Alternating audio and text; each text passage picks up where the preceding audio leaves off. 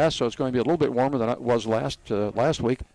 But we're hoping that we'll get more fans out tonight. We're a little sparse right now here on this side of the field, the Brockway side of the field, but we hope that we'll get more as we get closer to game time tonight. But it's going to be a pleasant night to watch a football game, and we hope if you can't make it here to the stadium that you'll settle in your easy chair and listen to this is the last game for the Brockway Rovers 2019 football schedule.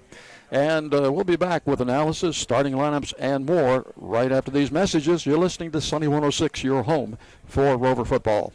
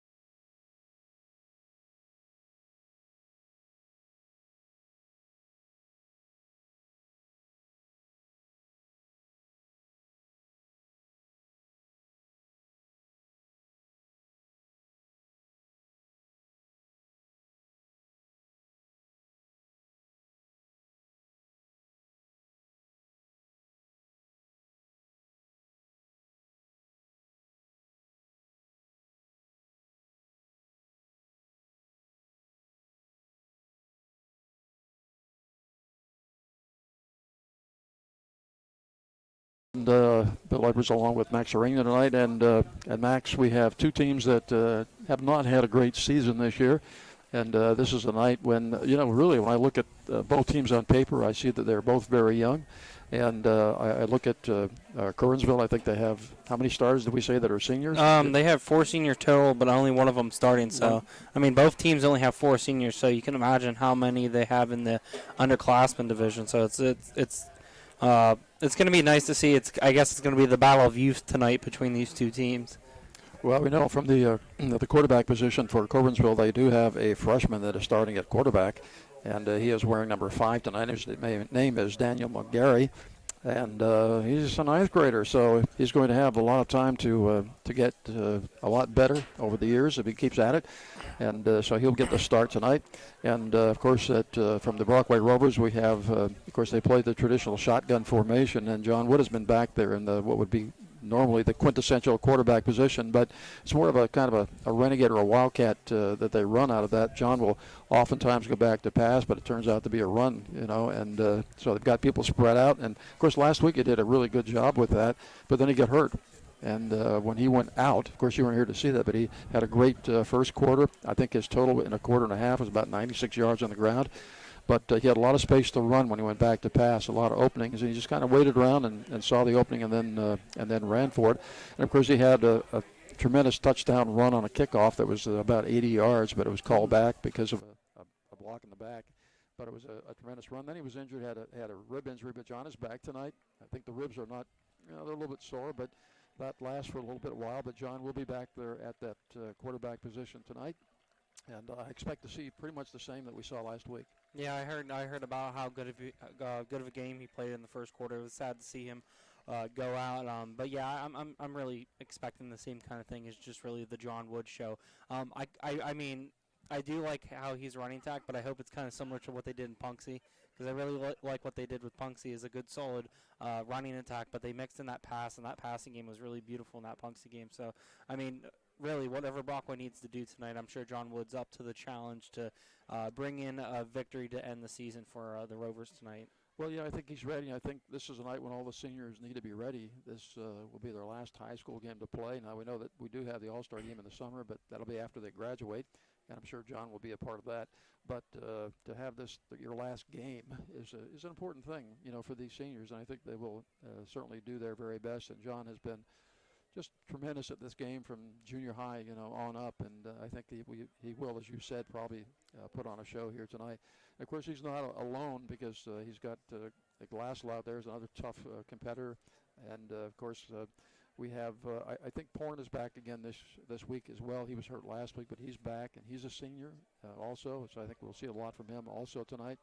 And so this is the kind of the senior show. I know it's not senior night, but essentially, hey, this is our last game as high school football players, and I think it's a game that they're going to play the best they can. Yeah, and I was talking to Brayton Smith, another one of the seniors for Brockway tonight, before the game, and the first thing he said to me, he's like, "I'm looking forward to seeing you come down at the end of the game." I'm like, "Why is that?" He's like, "You're going to take my picture because I'm going to be player of the game." I'm like, "I'm going to hold you to that." So, but I like the attitude that I got from him right away, and I can just hope the same thing is true with the other seniors, but also the other players on the team, that they just have that mentality that they're going to go out here, they're going to win this game, and give the home crowd a good show to end the season on a high note. Yeah, well, I hope he lives up to his word, as it were. But it should be interesting because, as I said, I don't have a real good handle on this game because both teams being young, and you just don't know. You can't predict what's going to happen this evening.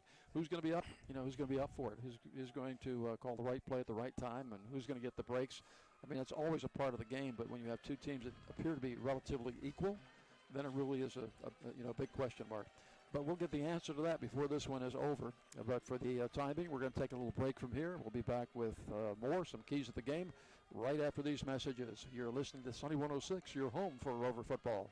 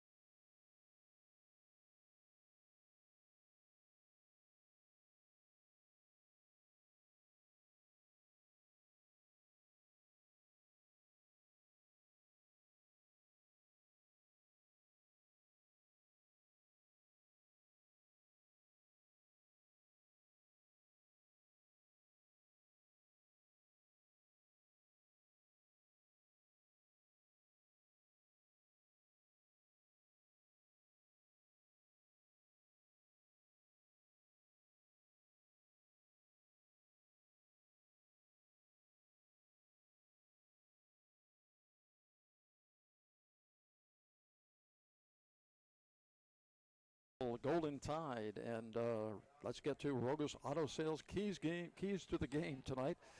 Find your new set of keys at Rogos Auto Sales. Check out the best selection or quality pre-owned vehicles in the area at Rogos Auto Sales in Brockway and at rogosauto.com.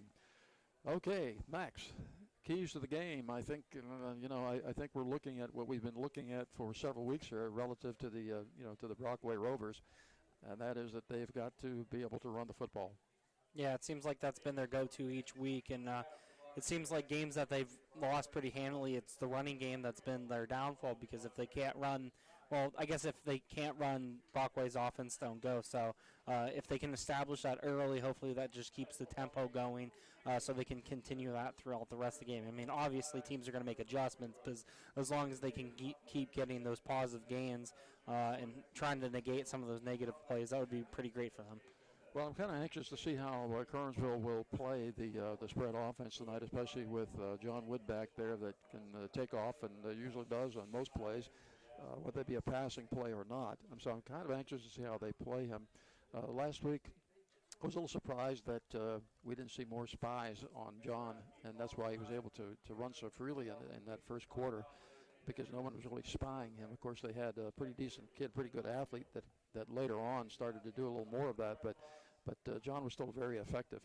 And as far as Curwensville, we have not seen them this year, but in the past, of course, Curwensville has always been known to be a running team. I don't expect anything different tonight. Yeah, I expect the same, because I think, if I'm correct, their star running back is either it's either a Holland, or I think it's either a McCracken. I'm not quite sure. That they have a couple of different running backs on the roster, but from years past, I know Curwensville is usually known for their running game. So I think that's the big key, really, defensively for Brockway, is just attacking the line of scrimmage, blocking those holes up, and not letting those runners get to where they need to be. Well, I go all the way back, with the Curwensville running game when Nick Sipes was there, and I think they had a young man by the name of Johnson, too, back in the day. But they just pounded the ball at you every single play and just wore you down. And so that was their signature, and I don't know that their signature has changed very much. Of course, when you get to offense, a lot of that's predicated on what kinds of kids do you have. Yeah, who do you have, yeah. I mean, do you have good receivers? Do you have a quarterback that can throw the ball? That sort of thing. So we'll see what happens here as the Brockway Band is coming out. We're going to have our national anthem here in just a moment. And we'll be getting ready to get things underway. We'll give you the starting lineup when we come back. But for the time being, we're going to take a break for the national anthem, and we will be back right after these messages. You're listening to Sunny 106, your home for Rover football.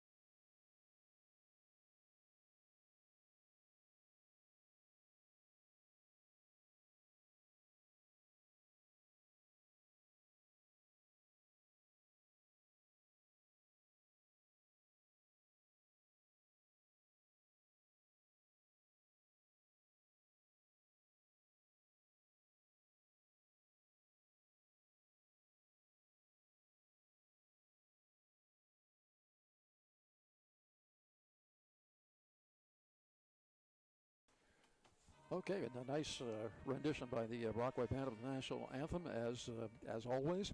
And right now it's time for our starting lineup. Our starting lineup is brought to you by Brockway Floral Boutique. Start any occasion, any size, manner, or start the day off right with a lineup of arrangements and flowers.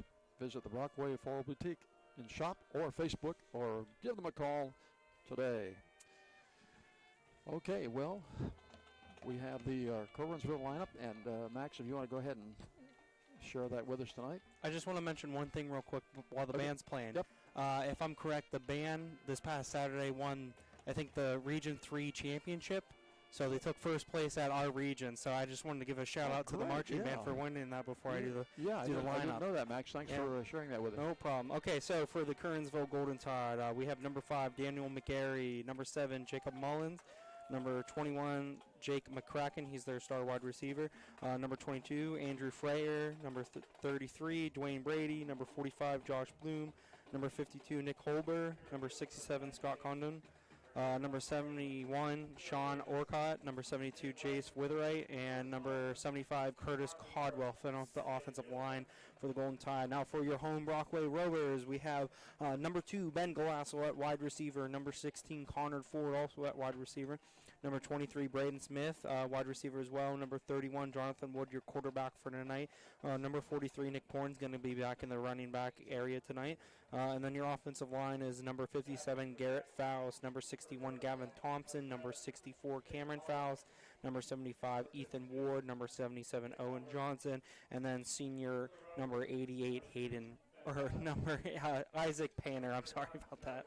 Okay, thank you, Max. The captains for tonight, all seniors. Of course, Painter is out there along with Porn, and of course John Wood, and then of course Ben Glassell as well. They are out there for the toss, and the toss has been won by Curwensville. They have deferred to the second half, and so they will be kicking off to the Rovers. They'll be kicking from the creek side to the park side here tonight, Max.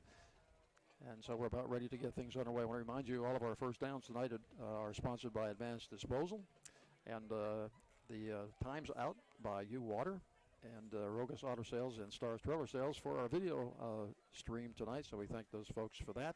And, of course, at the end of the game, we'll have the play of the game and the player of the game. So in this last edition of the 2019 football season for the Rovers, we'll find out who that person's going to be. And maybe it'll be your friend, Mr. Smith.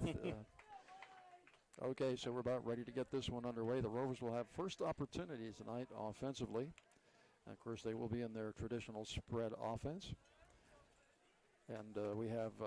I think we've got more folks kind of filing in here tonight right now, so that's good. That is a good because thing. I was getting a little bit worried because Curwensville just about has a full bleachers on their side, and just seems like there's a lot more Brockway people coming in. So if you're at home, come down to the game, help the Brockway School District pay some stuff from the concessions and everything, get some hot chocolate. You got blankets at home, you can come down.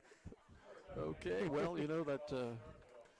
For those that are in their recliners and having their nice warm tea or coffee, you know, that probably is not real appealing for them to get up and come down here. So we'll make sure that you folks get to know what's going on here tonight. John Wood, of course, is deep for the Rovers. He's back there at about the 10-yard line. And Curwensville kicking off from our right to our left from the creek. Or do you say creek? Oh, geez. That's a bad question to ask me. I'm pretty sure I call it Toby Crick, so Crick. Yeah, we say Crick in Pennsylvania. Now, if you're out west, it's Creek, but it's Crick here. Okay, here comes the opening kickoff. It's low, but it's really fast. Ford will take it about the 10-yard line, coming to the near side here. He's got running room here as he's outside the 40-yard line to almost the 45-yard line. So a nice return there by Ford.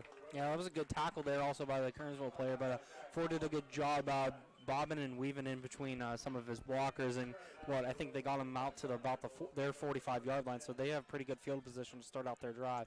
They sure do at the 45 and right down in front of us here. And Ford has been another really tough running back for the Rovers, as they're going to come out with a split to the near side this time. They've got trips or a bunch offense to the far side. And there seems to be a little problem here with the lineup. The coaches are forcing them farther out. So the trips are a little bit farther to the far sideline right now. John Wood is back there at quarterback. And back there is Stewart with him. He's going to be the blocking back as Wood's going to go on that left side. He's got running room over there looking to get to the sticks, and he does. So it's going to be an advanced disposal first down as Wood will take it down to the 45-yard line of Curwensville. Yeah, it's a really good start of the game.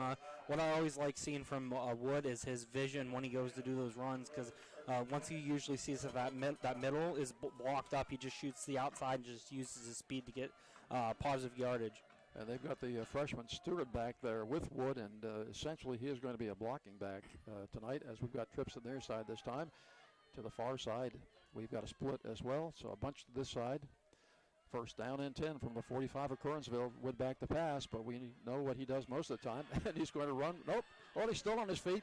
And he's got running room and blocking on this side. And finally gets a pass downfield. He's got Glassell out there and makes the catch. at the 33-yard line. So I'll tell you what, that was kind of an interesting play. I sometimes like broken plays like that, and that was a really good job of Wood. I'm going to give credit to Seth Stewart, though, because as Wood was coming back to the near side, Stewart did a good block to give John some extra time there. So glad to see that they didn't give up on the play there for him. Well, sometimes a broken play can break your heart, but not that time. It worked out good. And so a first down, another advanced disposal first down. The Rovers are at the 31-yard line of Curwensville. Double to the far side. In motion is Ford in the jet motion. And Wood will keep the ball as he's inside the 20-yard line, still on his feet, and is going to be tossed out of bounds there rather gingerly. And there's a flag. So they're going to attack another, I'm not sure what they're going to call here, but 10 or 15 yards on that play. So they'll be well down into the red zone after this call. I feel like that's got to be a personal foul, like late hit kind of thing. I think it will be. Okay, so that is going to be a long march off against the Curwensville Golden Tide. And I was thinking of that Golden Tide today. I thought, what do you have as a mascot when you're the Golden Tide? I can't remember if they had one when I was younger, but like we always thought about that. What would you just bring out a tsunami wave and just make it gold? I don't know. Okay, ball's resting on the 10-yard line now by virtue of that penalty and by virtue of that very fine run by John Wood. And so with 10:46, Brockway is kind of knocking on the door here. Stewart to the back. There's a blocking back.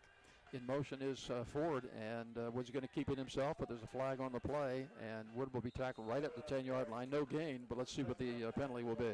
Yeah, that was flown pretty early and near the line of scrimmage, so I think my best guess might be a holding there on Brockway. Illegal shift against Brockway, so that'll take him back 5 yards. So they'll be back at the 15-yard line now. So a first down and 10 from the 15. At least that's better than a holding, I guess, in some sense. Yes, it is. Okay, so first down and 10. 10:35 on a running clock here in the first period from Brockway tonight. Last game of the 2019 season, believe it or not. It is here. We made it. We made it. And I'd say that Max is no longer a rookie. I know. He's got...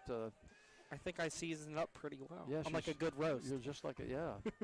Okay, John Wood will hand it off to Ford this time off the left side. He's got running room there. He's inside the 5-yard line to about the 3 or the 4-yard line. No, I thought they still had a chance to get a first down. It was goal to go. So yep. Second and goal from the 3-yard line. Second and goal. This should be easy for them to get in. I look for John Wood to keep this one. Maybe we got a wham block by Stewart. We'll see what happens here. Splits to both sides this time. So they get 4 wideouts. John Wood and lead block. Yep, a little wham play there. Lead block by Stewart. And he is very close to that goal line, if not in. Let's see, did he make it or not? Have not seen the signal yet. Now they're calling it third down. Okay, he's very, very close. So it's going to be a third down. And as soon as people get out of the way, we'll be, third down and about, 3 inches? Yeah, it looks pretty close. Probably like half an inch. I could probably even run that far. Hey, Curwensville did a good job blocking up those holes on that last play, though, so credit to them on that. Yeah, I think they kind of smelled out that wham block that time. Okay, we got an I formation now. Ford is behind Wood this time, still in the shotgun. Stewart is out here. And there's a handoff to Ford, and he's going to go straight ahead. And let's see if he got in. And he did. So Ford, with 8:54 remaining in the first period, the Rovers will strike first from the look to be about the 3-inch line. So that doesn't look very big in the stats, but it amounts to 6 points. So we'll take it. Well, luckily for him, when we do stats, we don't go like really short things. So I mean, that's a 1 yard run for him. So I thought you were going to break it down to the 1/8 of an inch tonight. I don't know if I can do that. That's just a lot of work. Yeah, I know. But I would have to get out my roller and everything. But you're the man. Okay, here comes the extra point. It is up and it is good. And so with 8:54 remaining in the first period, it is the Rovers 7 and Curwensville 0. We'll be back with the Rover kickoff right after these messages. You're listening to Sunny 106, your home for Rover football.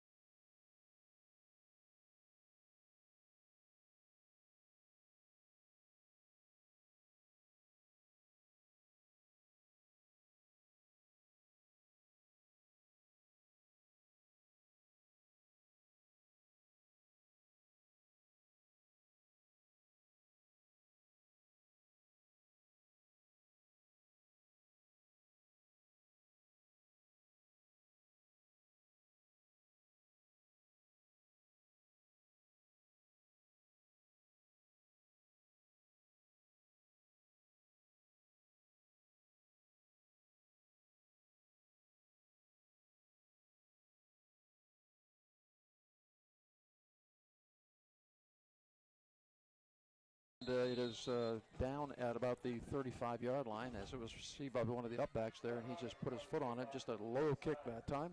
And so the Curwensville Golden Tide will start at the 35-yard line, their own 35-yard line. And again, we were talking about that mascot thing. What do you do with Golden Tide? You know, I don't know. Have they ever had a? Do you know if they've had a mascot? I feel like they did at one point, but like Yeah. that was a long time ago, so my memory's not too well. But I think they had something. I think they might have done a yellow jacket at one point, which was weird. Okay, we have a interesting formation here from the Tide, and hand off to the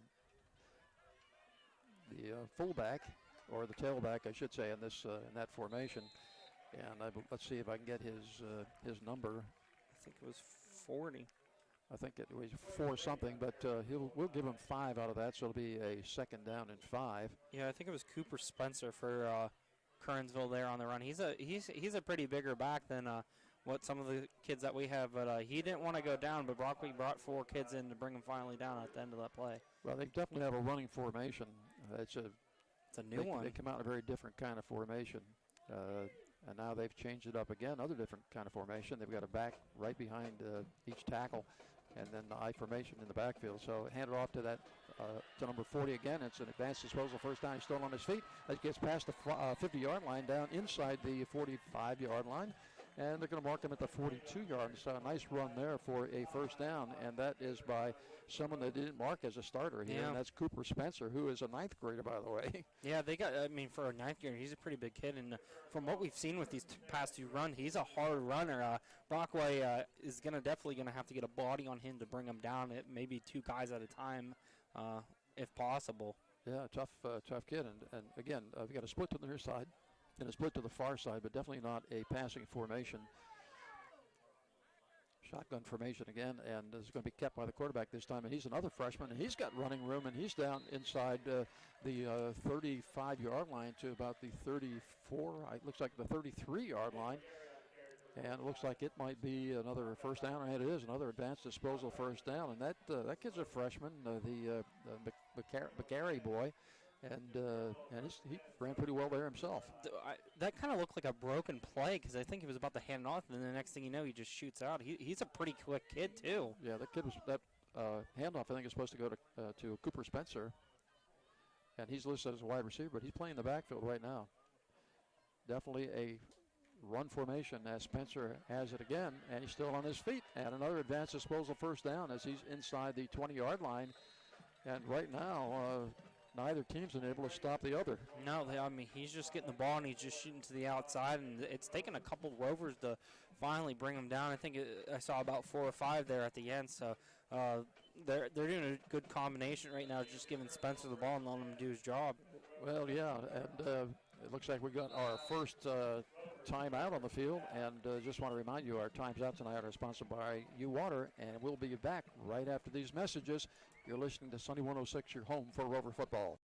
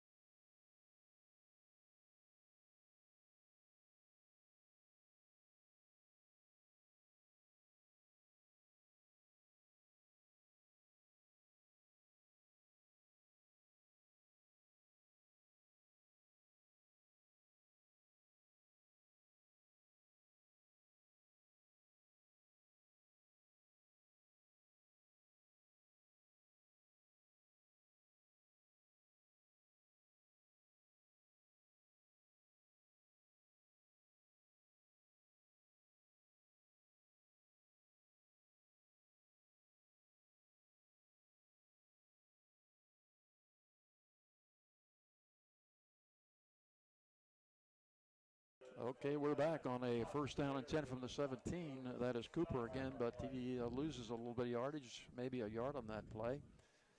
See where they mark it, but there's going to be a hold. It's going to go against Curwensville, so they're going to be marched back 10 yards here. Yeah, that was a good play by that was Austin Schmader that got in the backfield and brought him down. was able to get Spencer before he can start building any momentum. So that I know that's going to be a hard thing to do to get to the backfield quickly, but that might be the thing that they might have to do is stop him before he gets his wheels really going. Yeah, I think you're right. Stop him before he gets started. Okay, the ball's going to be placed at the about the 27-yard line. We'll bring up a first down and 20 now from the 27-yard line. We're at 7:06 on the running clock here. It is 7-0 in favor of the Rovers. And again, a strange setup in the backfield here for Curwensville. And Cooper has it again and hit almost immediately there and wrapped up. And that will be, I don't know if he made it to the line of scrimmage, but at least they're going to mark it about the same place, I think. Let's bring up a second down and 20 from about, I think about the 26. So let's give him a yard on that play. Yeah, Schmader did a good job again penetrating that offensive line, and Isaac Painter was right there to at least slow him down until another Rover defender, I think Seth Stewart, was in on the tackle. So Brockway's doing a better job at least getting up to that offensive line and pushing them back. Okay, second down and 19 from the 26-yard line. Curwensville with their first offensive series of the night. They trail 7-0 here with 6:19 on the running clock. They're moving from our right to our left. They're in a passing formation for the first time, and they've got a motion man this time, a jet motion, and the ball goes back to Cooper on the run, and he is inside the 25-yard line to about the 24-yard line. It's going to break a third down and long. That was a really good job by the defense. They stayed in their assignments, didn't get really fooled by that sweep motion, and were right there to meet Spencer once he hit the line of scrimmage, maybe picked up, I think, about 2 yards. So really, I'm really happy with how they just stuck to what their assignment was and didn't really get fooled by it. Okay, just inside the 25-yard line, since we're not dealing with inches max, Mr. Mathematician, we'll call it the 24-yard line. And we've got a third down and about 17 now for a first down. We got a trips to the near side this time, one split to the far side, definite passing formation.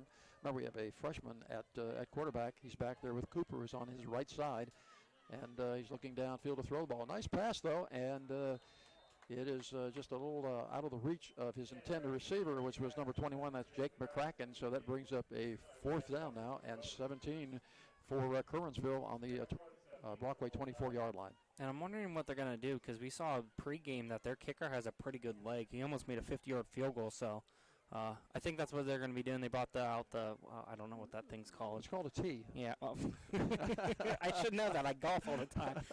I don't know. I've been gone for 2 weeks. Maybe that's it. I don't know. Yeah, and that's T-E-E, not T-E-A, okay? So they're going to try a 40-yard field goal as that tee is sitting on the 30-yard line. And the kicker does have a good leg, and it is high enough. Is it far enough? It looks a little short, but will he make it? No, he won't. Just a little short, but on line. So no good. And so Brockway will take over. Ball resting on their own 24-yard line. They lead this one by a score of 7-0, 5:19 on a stop clock right now. Yeah, that was a good job by the defensive after those first couple of runs. I think that's why the coaches called that timeout to just reset them a little bit and get them more focused. And it seemed like that timeout really helped them stop that running game. Well, I by what I've seen, they probably do not have a great passing game. So the running game, by what we have seen, I think has been what they have used all year long, and it was successful in this first series for a while. But they kind of stalled out as they got down here into the near the red zone of the Rovers. Okay, so Stewart is back there again. He's a freshman, but a big freshman. Yeah, I can't wait to see that kid bulk up. Oh, he needs to get bulked up. Okay, we've got a double here to the near side this time. Of course, Brockway moving from our left to our right, from the park to the creek. And John Wood is back there along with Ford. And the handoff is to Ford as he'll try to make some room to their side here. He's all on his feet, and he is out near the 30-yard line. Going to mark it about the 29.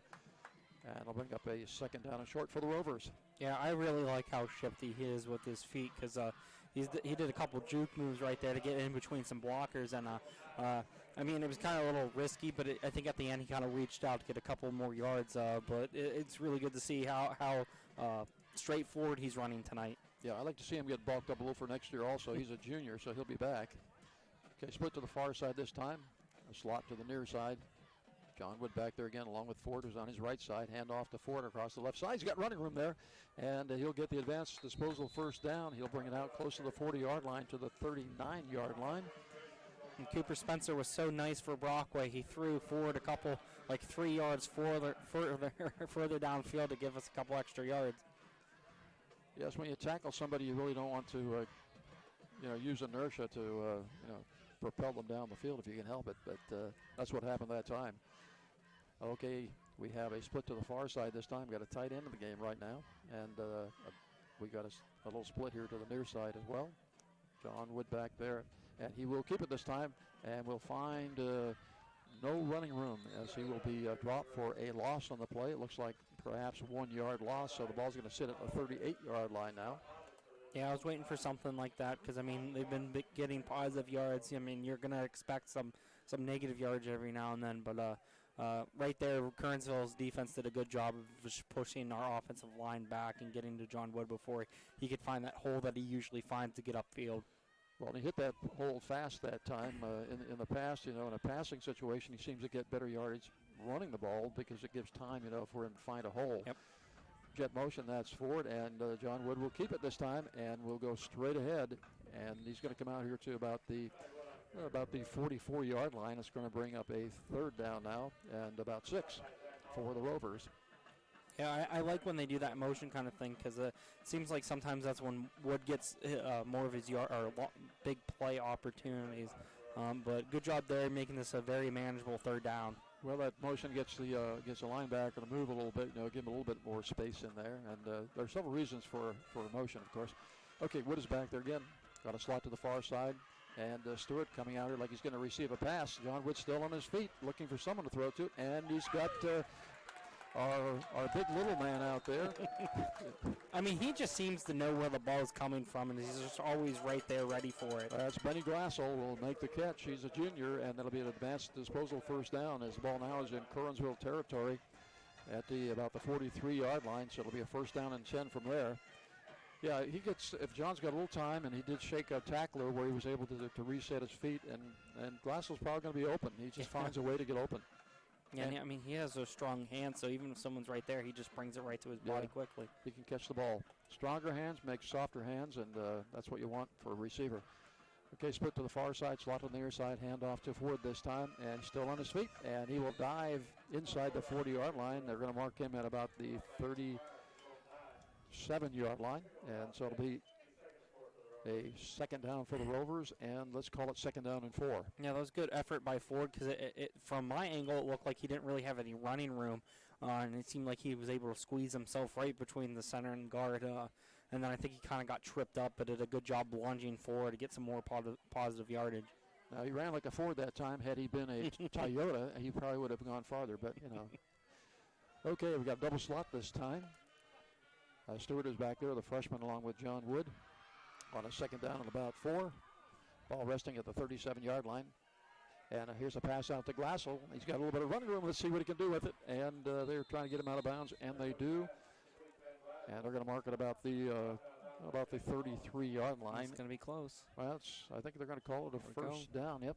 Another advanced disposal of first down. So the Rovers on a drive here. 1:35 on a stop clock right now. The Rovers are in the lead by a score of 7-0. And through the course of this game, we can try to find out what some scores may be, especially the one I'm interested in is Du Bois, as they are going against Brookville tonight, just over the road from here. One thing I want to say about this drive that I'm liking is they're keeping the chains moving, too. They're not getting really these lengthy plays, but they're still moving the chains. Oh, they are. Okay, a double slot formation again. Stewart is back there, and John Wood is going to get piled up. No gain on that play, maybe a loss of about 1. That's going to bring up a second down and 10 or 11 for the Rovers. Yeah, that was just it seemed like Curwensville did a good job of just pushing through the hole, and they seem like they're doing at least a little bit better of blocking those holes up quickly and not letting our running backs really get where they need to go. Yeah, that play hasn't been successful. It starts off looking like a wham play with a fullback. In this case, he's playing a halfback spot, but where you get a back leading the play, and he went right, John went left. So. Okay, Wood is back to pass. He's got plenty of time now. Get a little pressure. It's down the field. He's got a man open, and that's Ford. He'll make the catch around the 20-yard line. That's another advanced disposal first down as Mark came out of bounds inside the 20 at about the 17. Yeah, it looks about there. Okay, so it'll be a first down to about the 17-yard line. Yeah, Ford's doing a good, or not Ford. Wood's doing a good job that even when he's scrambling out to either side, he's still looking downfield to see if somebody's open. So I'm really happy with how he's doing that tonight, just like he's done in games past. Okay, with 50 clicks left on the clock here in the first period, and the Rovers leading 7-0. They are down inside the 20-yard line there in the red zone now of Curwensville. They're moving from our left to our right. Stewart's back there with John Wood and jet motion. That is Smith, and Wood is going to keep it, and he's going to get hit somewhere around the 15-yard line. So we'll give him about 2 on that play, bring up a second down and about 8. I think there's a flag on the play. I think that's why the clock is stopped. Okay, yep, there's some laundry on the field for sure on the far side there. And let's see who that is going to go against. A little shift. And so the Rovers will be marched back.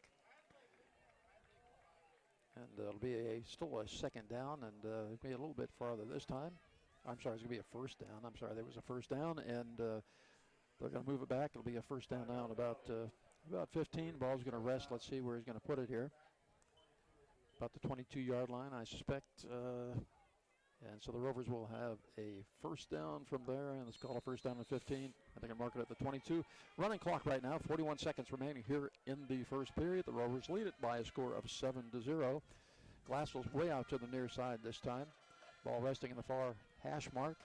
John Wood back to pass, getting a rush there. Looks like a screen pass out there to Ford, and he's got some blocks out there. Can he stay on his feet? He's still on his feet, but he runs into one of his own linemen, and so I have to say that was a pretty good tackle by one of his own linemen. I think that was Cameron Faust that tackled him. He just ran right into him, just threw him down. Well, Cameron didn't know where he was going, so he's kind of just standing up straight right there, not looking for anybody, and Ford just kind of ran into him, and that's a big guy to run into. Okay, well, at the end of one period, it is 7-0 in favor of the Rovers, and we'll be back with more action from Brockway right after these messages. You're listening to Sunny 106, your home for Rover football.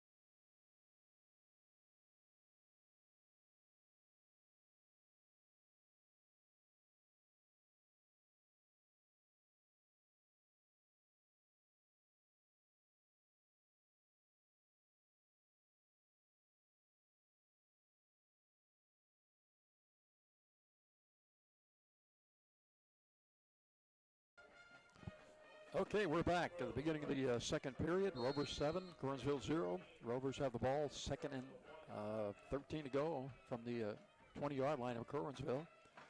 We have trips, a bunch formation to the right side this time. To the near side, that's Smith. He's out here by himself. Stewart is in the backfield with John Wood. He's back to pass, looking for somebody downfield. And he's got a long pass out there. Got a man open at the goal line, and that is Ford. And so Ford was all alone. And so from the 20-yard line, it's Wood to Ford at the 11:51 mark here in the first half. That was I really like the pass play they called there because they ran a post in a corner. And I think when Ford came across with that post, I think it was Schmader that did the corner. It brought his defender with him and left Ford open across the middle of the field. That's always a good pattern combination right there, and they ran it well. But Ford was standing by himself. He was standing still in the end zone. Nobody was even on him. Yeah. Extra point attempt does make it, and so with 11:51 remaining in the first half, it's 14-0 in favor of the Rovers, and we'll be back with the Rovers kickoff right after these messages. You're listening to Sunny 106, your home for Rover football.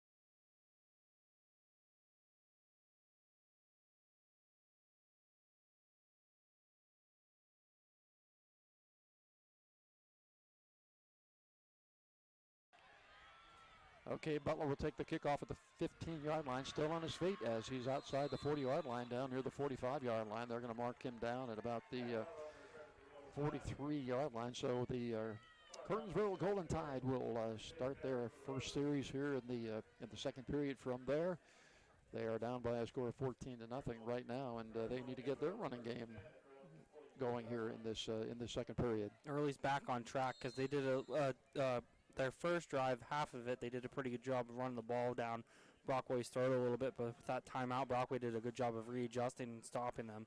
So I'm excited to see what's going to be happening here.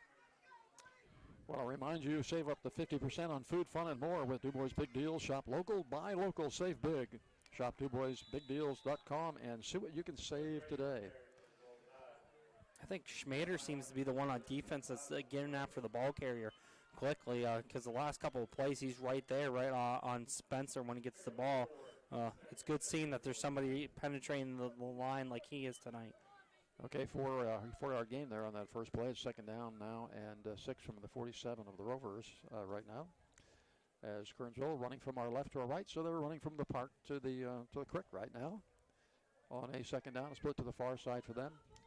Full house backfield this time, almost like a old-fashioned T formation with a tailback, and that is Cooper. He's got some running room around that left side. There's nobody out there. John Wood is the last guy, as Cooper will make it all the way inside Rover territory to about the 30-yard line. That'll be advanced disposal, first down, but we have a flag on the play, and it could have been a block on that far side. It's a holding because it was Braden Smith getting blocked on the outside. I was watching it, and as when Braden Smith was released, that referee flew the flag over there, so I'm pretty sure that's what it is. Yeah, I figured it was either a hold or a illegal block on that corner. That's why he had so much running room.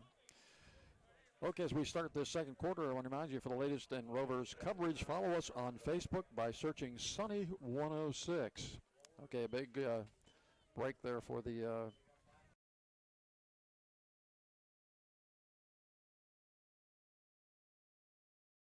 nine from the 47 of Curwensville, so they're back in their own territory right now.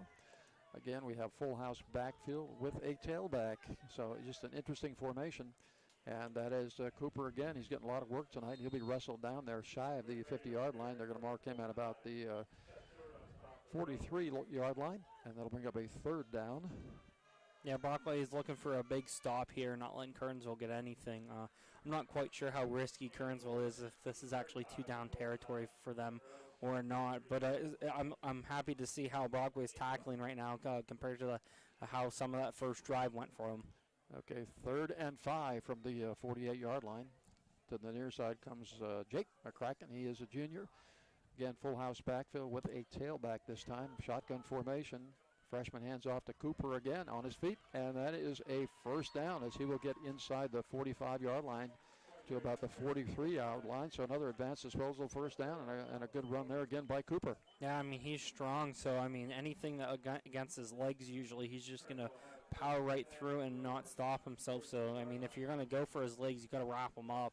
But even then, he's doing a good job of continuing to make his body go forward and to gain yards rather than just stop where he's at. And keep in mind, at least according to our program, he is a 9th grader. So, okay, to the near side, that's Jake McCracken. Split to the far side as well. Again, full house backfield back there. Cooper is that tailback. Freshman quarterback. He's going back to pass, looking downfield. He's got a man open down there, and he makes the catch inside the 10-yard line. And that is Jacob Mullins. He is a sophomore. He's a quick kid because he got separation from Braden Smith quickly. He's just lucky that Smith didn't turn around, because if he would have turned around, he had a chance to at least deflect the ball away, but he went up and got it. That was a really good-looking pass. Another advanced disposal, first down there. First down and goal now for Curwensville. And what happened there? The ball was snapped, and it's recovered by Brockway.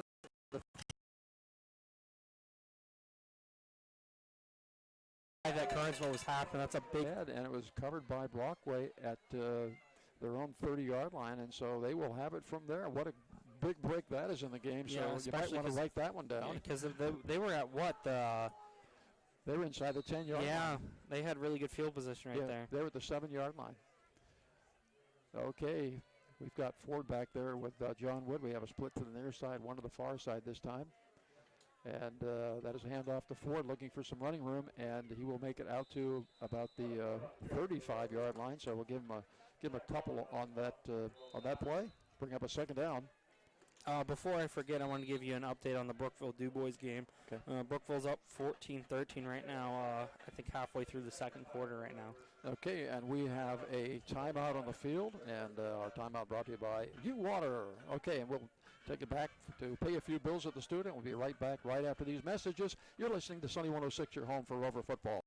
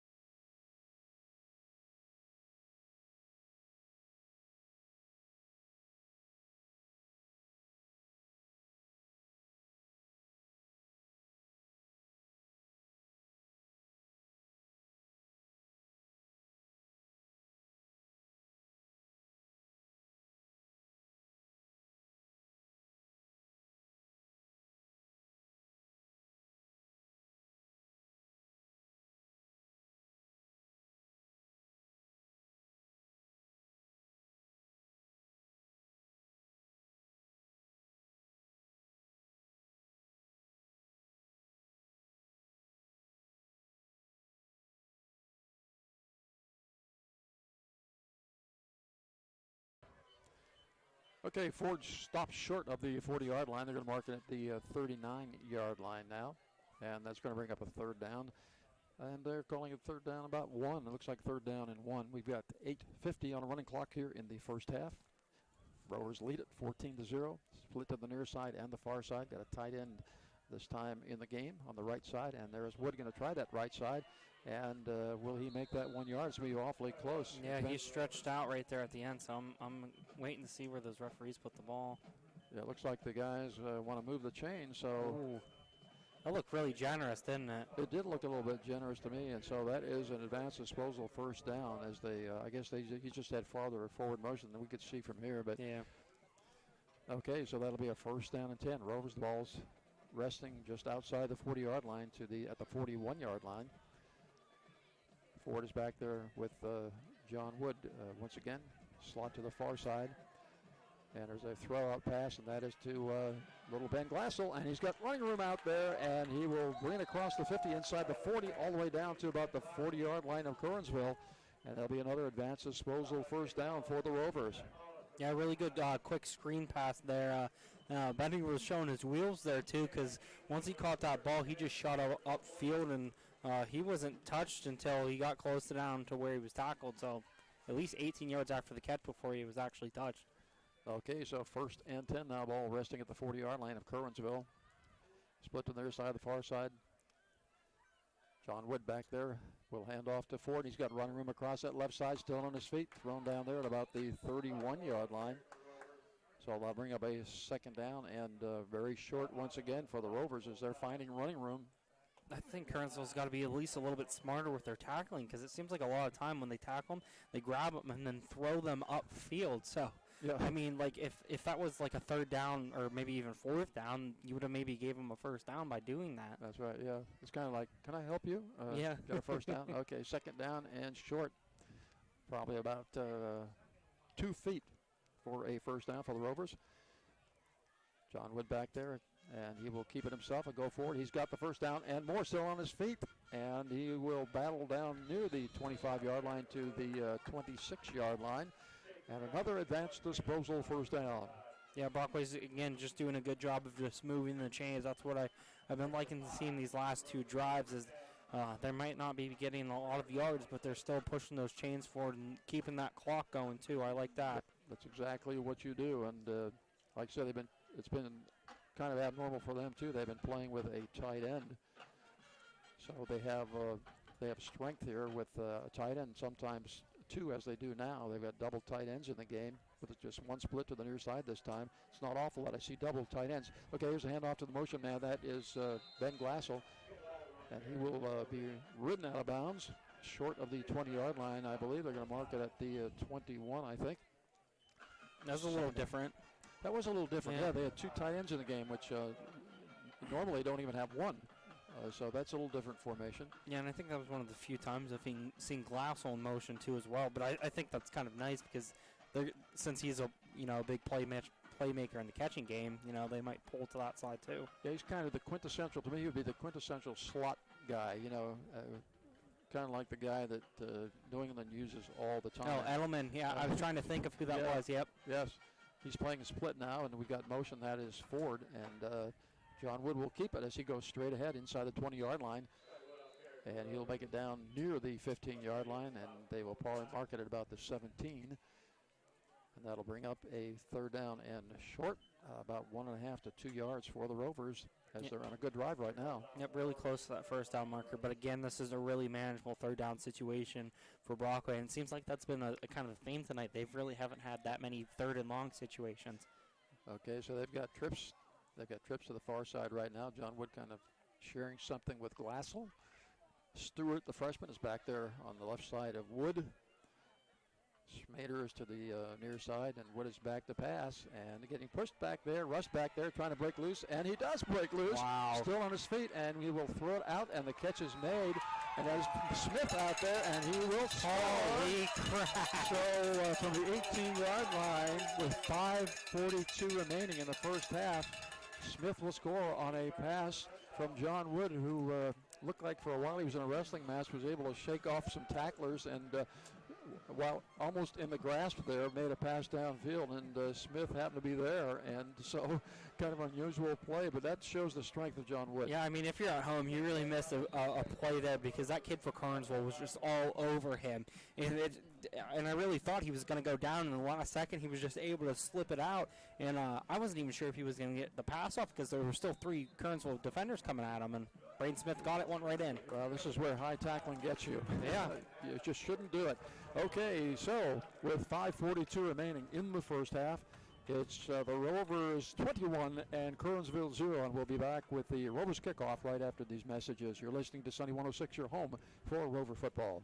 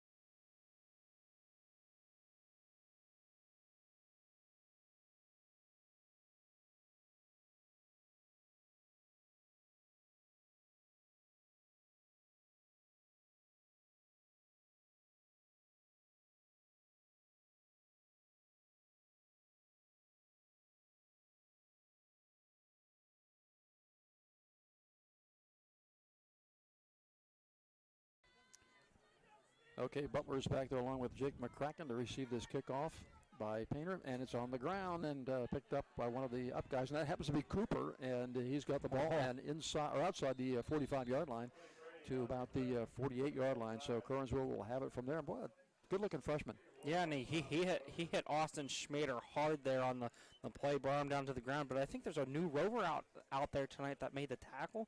Stephen Wolf, I think, number 35. I think he's partially new to the team, or he might have been hurt for most of the year because he's not on most of our roster. I had to ask him about him, but he brought him down right there on the play. So good action right there on the return game for him. Yeah. I don't have 35 even on my roster. But good. Okay, again, that power formation by Curwensville. Full house backfield. Handoff again to Cooper, who's been the workhorse, and he has hit almost immediately, and he will lose perhaps unless they mark. They're going to mark it in the same place. So it can be second down and 10. Ball still resting on the 48-yard line. Yeah, he met a wall of Rovers that were led by, I think, Isaac Painter and Ethan Ward. He really didn't have anywhere to go because those 2 kids just wrapped him up and brought him down. Curwensville moving from the park to the creek tonight, from our left to our right. We have 5:07 on the running clock right now in the first half. Rovers lead it by a score of 21-0 if you're just joining us. Their running game has been great, but they've been able to get some passes in tonight, 2 of them for touchdowns. John Wood throwing the ball tonight, and looks like a different kind of offense. They jumped into a a stack on the far side, a bunch formation, looking to get some running room for number 36, who does have room, and he's inside the 40, inside the 35, still on his feet, inside the 30, still on his feet, and he is going to go all the way from the 48-yard line of Curwensville. He will score, and number 38 just came in the game, and I don't even have him. That's actually number 36. I think that's Zach Hall. Oh, Zach Hall, okay. Yep. That had that huge run right there for Golden Tide. He's a senior. Jack Holland's a senior, and he came in the game to, I guess, to prove something to somebody, and he certainly did as he took it from the 48-yard line. I mean, if he's related to Alex Holland used to be one of those big running backs for Curwensville. That doesn't surprise me that he just has speed to get downfield. Yeah, one wonders why we haven't seen him before this in the first half. Yeah. But he refused to go down. I mean, he was hit by several people and just refused to go down. Okay, here comes the extra point by Jacob Mullins. He's a 10th grader, has a really good leg, trying to make it 21-7. I think we had some movement on the part of Brockway as they jumped into the neutral zone, and so they're going to take half the distance to the goal line, and I think that maybe Curwensville's not going to kick it now, but they're going to go for it, as I think the kicker went off the field. That's a bold move, Cotton. Kicker went off the field with that little black thing. What do they call it? The T. Oh, okay. I got it now. Okay, so it looks like Curwensville's going to go ahead and go for 2 to make it 21-8 with 4:35 remaining here in the first half. And they got that stack in the backfield, strong on the left side, and that's where the quarterback's going to try to go. And it looks like he is in. And I believe he is. And so with 4:35 remaining here in the first half, it's 21-8 in favor of the Rovers. And we'll be back with the Curwensville kickoff right after these messages. You're listening to Sunny 106, your home for Rover football.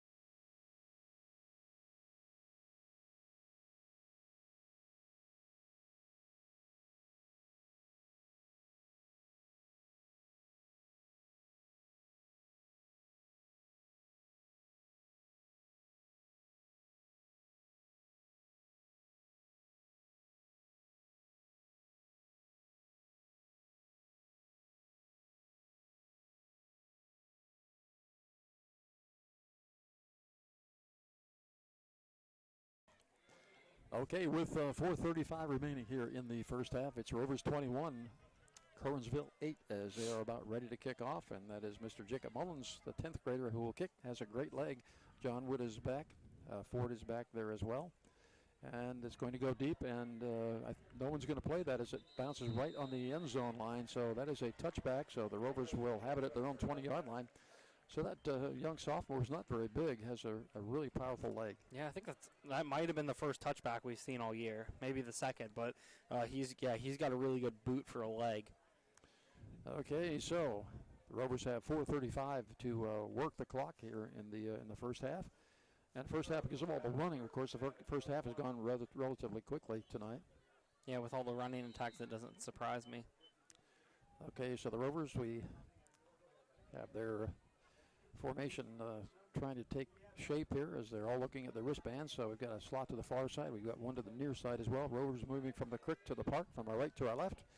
John Wood is back there, and he's back there, I believe, with Ford. As in motion is Smith, but the handoff goes to Ford, looking for some running room. Does not have much. Will be dropped there at about the 22-yard line. So we'll give him 2 on the play. They'll bring up a second down and 8.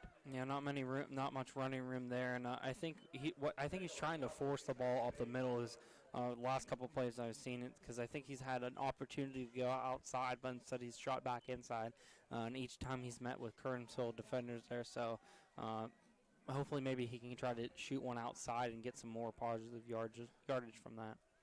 Okay, we're at 4 minutes now on a running clock in the first half. Slot to the far side and the near side. John Wood back there looking to pass. And we end up running the ball, but still looking downfield. And he's going to keep it and run it, and is out of bounds at the near or the far sideline. And so, it looked like one of those plays where maybe Wood was going to find somebody open as he scrambled around back there, but was unable to do so. So that's going to bring up a second down now and about 5 for the Rovers. And a bunch of Brockway fans are looking to get a late hit there. Yeah, I'm sorry, it's third down, and let's see where they mark it. Give me more like third down and 8. Nope, it's going to be third down and 5. And the ball's sitting right on the 25-yard line. We're going to keep it here as we have a timeout on the field. And I want to remind you that our times out are sponsored by U-Water. This timeout is brought to you by U-Water and Holt Drilling of Brockway. If you think they're just another water company, then you're all wet. Yeah, I didn't see who the number was for Curwensville. Curwensville has a kid down on the field. I think it was actually the kid that might have came in right there at the end of the play. I think it was Jace Witherwright for Curwensville, but I'm not exactly sure. I'm looking to the left side of my post, and I see I see the timeout, but I see nobody else. I don't see nobody on the field. So, but it's 71 for Curwensville. It's Sean Orcott that went down for him. Okay, so he's up and walking gingerly. Yeah, it seems like it's a leg injury. Yeah, off the field right now. So we're at 3:47 on the stop clock right now. 21-8 in favor of the Rovers from Brockway. 3rd and 5 from the 25-yard line for the Rovers.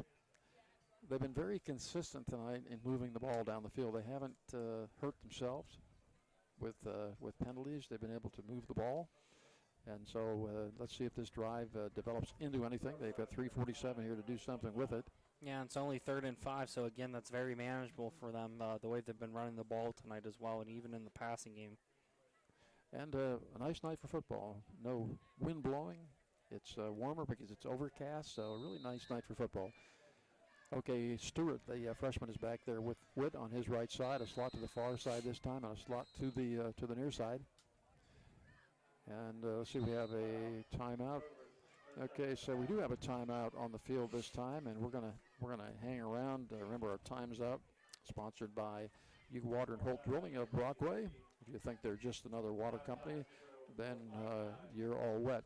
Well, in the past we've been able to look forward to who the Rovers are going to be playing next and where we have to go in order to bring the game to our folks at home. But this week we don't have that. Yeah, it's unfortunate because, I was really sad to miss last week, but I'm at least glad to be here I couldn't miss the last game of the year, that's definitely for sure. So I'm hoping you guys enjoyed listening to me back home. Hopefully I've gotten better each game, and at least now I sound more like a more competent radio talker. Yeah, and we're quite comfortable with creative criticism from folks that are listening. You're always glad to have somebody say something that, it could be better if you did this or you did that. People always want to make sure they hear the score a lot, and I try to make sure that they hear it a lot, especially in basketball. I've always made sure that people heard the score a lot. But I try to make sure everybody knows what's going on because some people join late. Okay, John Wood back to pass on a 3rd down and 5 from the 25, looking for a receiver downfield. Still looking for a receiver, and he's going to run it instead inside the 30-yard line. Outside the 30-yard line. That's a late hit. That's going to be a late hit. There we go.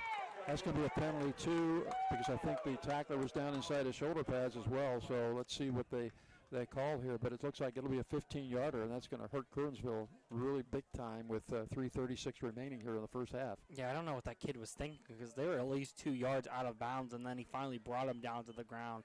I'm surprised. It wasn't even the referee that was right there that flew the flag. It was the referee that was farther downfield that threw it. Yep, that's right. So they're going to march it off here against Curwensville. And big break for Brockway here as we're running out of time here in the first half. I know they'd like to get more on the board as the ball is across midfield now, and it's going to rest on the 48-yard line of Curwensville. So that's a costly mistake to make by a senior, by the way. Yeah, I can't. Yeah, again, I'm just surprised that he did something like that. I don't know what he was thinking, but hey, good for us. Puts us on our side of the 50-yard line. Gives us a really good chance here to score. Okay, we have a bunch of trips formation to the far side. A little slot formation to the near side. Ball resting on the near side hash mark. That is 40 in motion, and Wood is going to keep it, and he's going to be dragged down by the shirt at about the 46, 47-yard line. Yeah, I've seen a lot of upper body shirt tackles, shoulder pad tackles by Curwensville. and I'm sure that's not the way they're coached. No, but I mean, it's helping them because they've been limiting our Brockway runners to not many yards. So if it's working for them, I don't see any problem with them keep doing it. Hopefully they don't rip any clothing though. Okay, slot to the far side and the near side. John Wood back there, and they're going to hand it off to Ford this time. He's got running room around the near side, and he's inside the 40-yard line to about the 39.5-yard line. That will not be a first down. I do not believe it will be. It'll be close, though. Yeah, I think he'll be about 2 yards short. But, hey, finally Ford bounced it to the outside. We got very fortunate because I didn't see who it was for Curwensville, but he shot right through the line and had an opportunity to bring Ford in the backfield. But Ford was able to get past that and move upfield to give us, again, another really manageable third down situation. Okay, third and about 2 for the Rovers. Bunch formation or trips to the far side. Back to pass is Wood. Throw a pass there to Glassell. He's got it, and he has got the advanced disposal first down. Again, yeah, I mean, it's just miraculous. He just shoots right upfield. He's tough and gets that first down for us. So we're at 2:20 now here on a stop clock in the first half as they move the chains. And so, again, it is John Wood to Benny Glassell, the senior to the junior. Yeah, it's a really good. I think he's just most comfortable throwing to him majority of the time. I mean, obviously, if someone else is open, he's going to do that. But I feel like the chemistry between those two has been really good since John took over as quarterback. Well, you develop that relationship with the receiver. You know, I had one also. It was a combination, and you just feel confident in certain people. Glassell is in motion, and he will not get the handoff. Wood will keep it, and Wood's got running room around the near side inside the 35-yard line to about the 32-yard line, and that is going to bring up a second down. We're on a stop clock. John Wood went out of bounds to stop the clock. 1:46 remaining here in the first half. If you're just joining us, Brockway, the Rovers 21 and Curwensville 8. Yeah, Benny Glassell in motion when he didn't take the handoff. He did a good job running upfield, and he pushed that Curwensville kid back about 3 or 4 yards. So I love talking about how physical that kid is when he plays football. Yeah, Benny said, well, you know, I don't really want to run it. You keep it. So Wood went ahead and kept it. Slot to the far side on the near side. Second down. Wood is back to pass, looking for somebody downfield, and is going to end up running again. And he's got room if he wants to keep it, but finds man way downfield. And we have a flag on the play. So kind of an ill-advised pass that time downfield. I think he was tending to throw it to Schmader down there, but he was pretty well covered. I think he was trying for too much because I think he had Ben Glassell open right in front of him. I think he was just trying to go for like the big kill shot right there. Well, he had running room also if he wanted to take it, and normally he does. But when a play like that, sometimes you have what just happened here. You have a lineman downfield, and so that will mark 5 back for the Rovers. Ball resting now at the 37-yard line. We're down to 1:35 here in the first half. And I know the Rovers would love to get more points on the score here before the half. Yeah, it's only second down, so they have a good opportunity here to, if it's going to become third down, at least make it like they've been doing all game, a manageable third down. So, okay, ball resting on the near side hash mark. Got a slot to the far side, one split, or a slot to the near side also. That's Ford, and he's going to come out here looking to get the ball, and he was open for a while as back to pass is Wood, and the ball is caught by Ford down on his knees. Man, at the 27-yard line. That was a really good catch there by Ford because that ball was right there in the dirt. Really good job of getting his hands under the ball and making sure he secured it before he finally went to the ground. Well, John threw that ball off the wrong foot, so he didn't have a whole lot on it, and but he's never really practiced as a quarterback very much, so we have to forgive him for that. Okay, John Wood, and he will run it. He's got that wham play up the front there. Stewart was leading, and he'll get down to about the 20-yard line. They're going to mark it about right there. The clock is still running. 50 seconds remaining there, so if they have a timeout left, it's a good time to call it as it continues to run. Second down. I don't know why we didn't get a timeout there, but the clock is running down as Wood is back there along with Stewart, and Wood is back there to pass. And he's got Glassell if he wants him. He's going to clear and chipped away at the last minute. Pass thrown a little bit too late because I could see Benny coming across there. Yeah, if he could have let him a little bit more, that would have been a touchdown. Yep. And I hate to say I'm glad to hear this, but I was going to say early in the game that John Wood was perfect passing-wise. he finally threw his first incomplete pass right there. So crazy to see. He's 10 for 11 right now.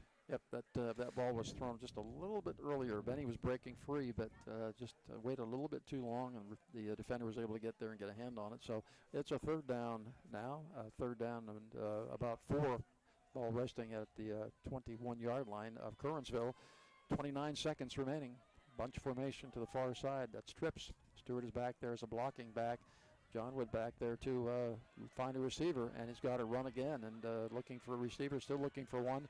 And will he throw? Yes, he will. And in the end zone, it is going to be almost picked off there by Jacob Mullins, I think, was back there. And so it's going to bring up a fourth down. So this is one of those plays when you got 16 seconds left now. You're going to go for it, obviously. And this is the play that you have drawn up for this occasion that you're going to pull out of the bag, is it? I think so. And I think they still have one more timeout. So if they really wanted to, they can at least try to convert the first down and then try to figure out what they want to do with the time that they have left. So, I mean, it's really up in the air if they really want to try to go for the end zone. Or I think one smart thing would be at least try to get the first down. Well, they've got room on that right side of the field. I know what I would call, but I'm not down there calling it. So John Wood is back there and looking to pass. They had a blitz that time by Cooper. And it passes out there, and no good as it's thrown into the ground. And so the ball will be turned over with 9 seconds on the clock for Curwensville. I don't see them trying anything spectacular at this point. No, especially with only 9 seconds left. I really don't expect them to do anything. I hopefully just kneel down to end this half on at least a positive note for them. Well, that's not the play I would have called, but, and I think Benny Galasso would have been your man that time, and but he was not in that pattern. John Wood that time got the blitz, but it was picked up. Stewart did a good job picking that blitz up that time because Cooper came on really strong. But a good job blocking. Okay, so Curwensville, 9 seconds remaining here in the first half, and it is 21-8. And are they actually calling a timeout right now? I think they are. We're going to keep it here. It's probably a 30-second job, so we're going to stay right here, and we'll have our halftime show coming up. I want to remind you to stay with us until the end of the game for the JohnsonAuto.com player of the game. And, we will have a halftime show. We'll talk about the first half just a little bit. And we have our stat man just going crazy over here trying to get the stats together. And he even has a math sweatshirt on tonight that's got just math all over it. He's got so algebra beautiful all over it. Oh, no, it's calculus. Oh, it's calculus, really? Yeah, calculus is riddled all through it. Oh, yeah, okay. That's my forte. That's your forte. Well, some people are strange like that. They like calculus and stuff like that. Okay, so 9 seconds remaining, 21-8 in favor of the Rovers here as we're about ready to enter into the first half. And Curwensville called a timeout. I don't know if they have a special play they're going to call, one of those 9-second wonders. I don't know. We'll wait and see. I mean, they're lined up like they're going to do something. Yeah, Glassel's way back here at the 40-yard line, and the ball is at the 20 of Curwensville. And let's see what they're up to in motion. And there's a throw out to number 21. I can't see where this is going anywhere, and it's not. And the clock is going to be stopped as he's out of bounds. So we've got 2.7 remaining now. That pass received by Jake McCracken. He's a junior wide receiver. And it really didn't go anywhere. And so let's see if they have a 2-second play here for a score. They're going to call another timeout. They're calling another timeout. I can't believe it. I mean, that one play was a 52-yard play, so, I mean, maybe they're hoping for some kind of a miraculous thing to make the game closer by the end of the half. Well, I don't know. It has to be a pretty spectacular play with 2.7 remaining here. The ball, it is a first down and 10 as they got at least an advanced disposal first down out of that. But it's first down and 10 from their own 33-yard line with 2 seconds. Well, 2.7 to be accurate remaining here in the first half. And, I mean, it's their last game of the year, so, I mean, they don't back. If they want to try something, why not? Yeah, you're right. Because, I mean, they only have 4 seniors. A lot of them are going to be returning, so maybe it's time to figure out a end-of-the-game kind of play for maybe next year that they'll need to know. Well, we will see as they're coming back out on the field right now with their 2.7 to work with. And we'll see what miraculous play they're anticipating here. Number 14, that's Thad Butler. He comes to the near side this time. They have trips to the far side. Freshman quarterback, that is McGarry, and he is back there to get the snap, and he's hoping it won't go over his head like it did before, and it was low, but he got it, and he's looking to pass. He's got a man out there, and it's going to be Picked off. I think that's Braden Smith. It's Braden Smith with the interception. Braden Smith, the interception. There we That is the end of our first half with our score. The Rovers 21. The Curwensville, the Golden Tide, they have 8. And we'll be back with our halftime show right after these messages. You're listening to Sunny 106, your home for Rover football.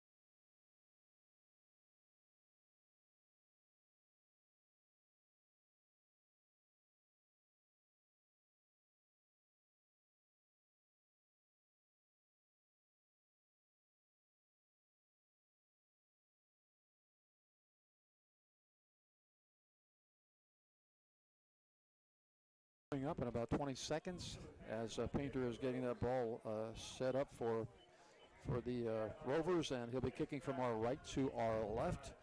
And back deep for Curwensville, we have number 14, that is Thad Butler. He's a sophomore. And we have number 21, Jake McCracken. He's a junior. Both guys will be back next year. And let's see what this kickoff will be. Most of them have been short and low.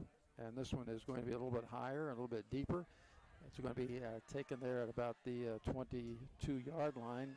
And still on his feet. And that is, I believe, Butler, I believe.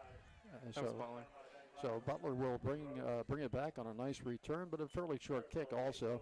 And they're going to mark that ball down at about the 45-yard line. To kind of give our local listeners update on that DuBois-Brookville game, DuBois is leading 25-20 right now. I think that game is in the third quarter, so just I'll try to do my best to give you guys an update on that every now and then. Okay, good. Thanks, Max. Okay, that ball is being marked at the 44-yard line. And so this will be the first offensive series of the second half for Curwensville. They're behind in the score by 21-8. Again, that full house backfill for them, a split to the far side, near side handoff, and that's Cooper. And I believe it's Cooper. He has been playing that position all night long. Let's check that number and make sure that's who we're talking about here. No, it's not. It's number Holland. 36. It's Holland in there. So Holland is in there, and let's see if I'm trying to find number 40, whether he is even in the lineup right now. As Holland will come off, and I suspect that Cooper will be there. Let's see. And Cooper, of course, is... Yep, there he is.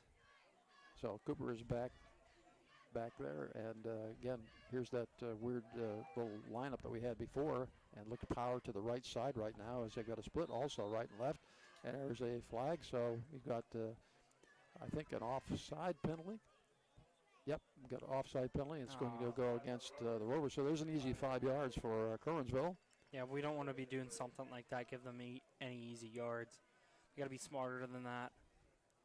I'm trying to look, because it wasn't Spencer that was behind McGarry in the backfield. I'm trying to get the number. I think it's 14. That's Thad Butler. That returns it, so. Yeah. Okay, ball is now at the 49-yard line of the Rovers, so in Rover territory, Curwensville. And that little pitch out there, and that is going to go out here to number 14. That's Butler. There's a holding. Butler is going to be taken down, just shy of the 45-yard line, but we do have apparently a hold on this play. Just beginning here in the second half. And holding against Curwensville, so that's going to back them up 10. Back across the 50-yard line. And I think Gavin Thompson for Brockway came off the field in pain. I'm not sure if he's just out of breath, but I saw him walking off, just breathing really hard. So hopefully he just maybe got the wind knocked out of him or something. It was just something small that I noticed with him coming off the field. Okay, ball's going to be resting at the 38-yard line of Curwensville, and it's going to be a second down now, and let's call it about 16 yards to go now for a first down. So they're back in this stack formation to the near side, so they've got a real stack here with a tight trips, and looking to pass. And out there is Mullins that is picked off there, and that is Smith, and he's going to return it to that far sideline and will make it inside the 40-yard line to the 35. So that is Braden Smith with that interception. That's number 2 for him in this game. Number 2. He might just do what he said he was going to do tonight. He's trying to prove me right. I don't blame him for doing that. But, again, I think I talked about that before or during our halftime show about if he can get it over top, that might help him. But, again, he threw that ball pretty short and gave Smith a chance to go up and get it. Oh, yeah, it was well covered by Smith that time. He had better position to catch the ball than did the receiver. The receiver, of course, was Mullins. But, long pass downfield and stayed in the air for a long time. Okay, we've got a slot to the near side and the far side this time. Stewart is back there with John Wood, and he's going to lead the blocking. And he's got the corner and a little bit more as he's inside the 30 and knocked out of bounds there by number 21, and that is Jake McCracken. They're going to spot that ball, just outside the 25-yard line, I believe, at about the 26-yard line. Another advanced disposal first down by Brockway. Yeah, Stewart did a good job of helping one of his linemen get a block and then move upfield to give Wood some more running room. I wasn't quite sure because it looked like he might have threw him out of bounds again. So Curwensville is just being really risky with those tackles near the sidelines because they've already had 2 late hit penalties called against them. I was impressed by the freshman that time as he sealed the corner and then went to the second level for another block. That was very impressive. John Wood off the right side, and he's going to get down to about the just outside the 20-yard line. That'll be another advanced disposal, first down. And so Brockway on the move with 10 minutes remaining here in the third period, and they already lead by a score of 21-8. Yeah, really good field position. Really would like to see a score here, push the game a little bit forward. And again, they're doing the same thing they did in that first half, is just keeping those chains moving. I really like how they continue to do this type of style of football. Okay, trips to the far side this time. Schmader is to the near side by himself. Ford is back there with Wood this time. And Wood will get it and will take off around the right side and looking to pitch it out to Ford, which he does. First time I've seen that tonight. And Ford will take it inside the 15-yard line, but there is some laundry on the field, so let's see what that is going to be. I couldn't even have a guess of what it was, but he threw it once that ball was snapped, so I'm not sure if it was like a legal formation or something. There could be a hole on that corner over there. Somebody was not on the line of scrimmage and should have been, I think, on that right side. And that's what, when you've got a trips formation, you got to be careful of that. And apparently somebody was where they were not supposed to be.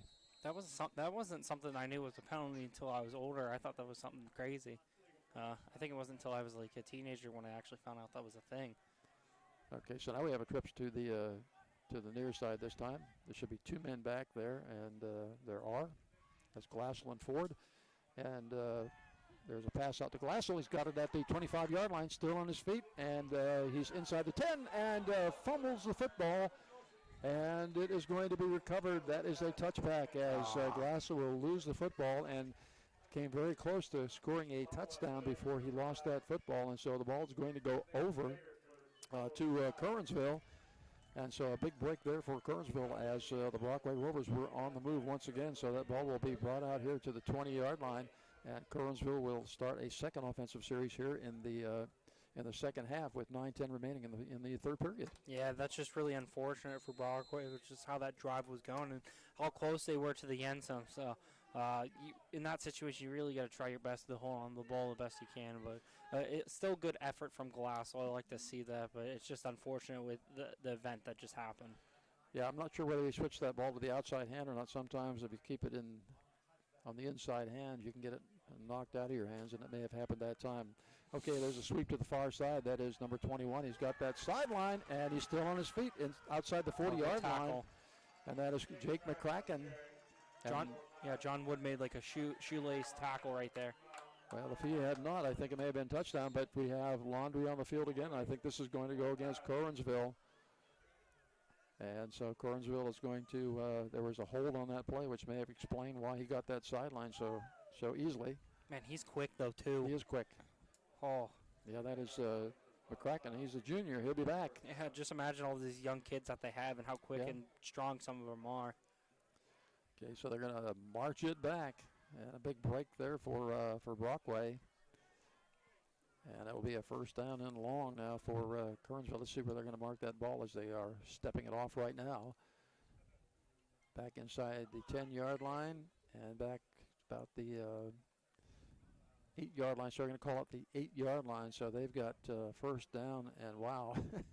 They went look for. Well, I mean it's spot foul, right? Okay, so that would explain where it was because I was thinking just 10 yards back. It looks like they're 22 yards away from a first down. Yeah, at least that, yeah. So they've got a first and forever, if you will. So let's see what they come up with. Slot to the near side and to the far side. And there is a handoff, and that is going to be, I think that's Zach Holland. Yep, Connor Ford was there, and Austin Schmader was there, also there to bring him down before he breaks that big tackle. I mean, that kid's really good he's not that big, but he breaks those tackles for Curwensville. Well, Holland and Spencer are both in there at the same time right now, and they both can carry the leather. Spencer, of course, being a ninth grader, and we know that Holland is a senior. Okay, to the near side comes number 12. That is Lezer, Michael Lezer. He's a junior as well.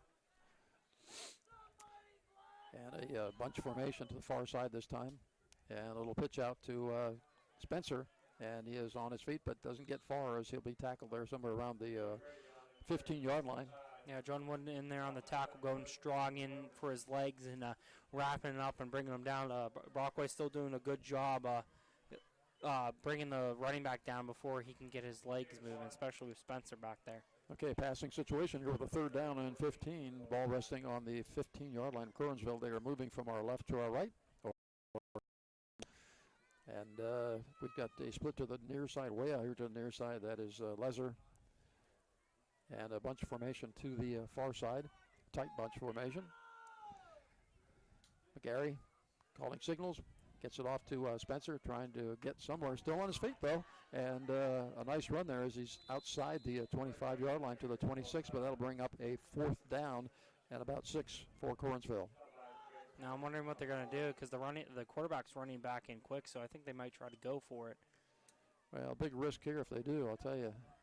But it looks like they're going to. I mean, they are just at their own 26-yard line with a 4th down and about 5 or 6 yards to go.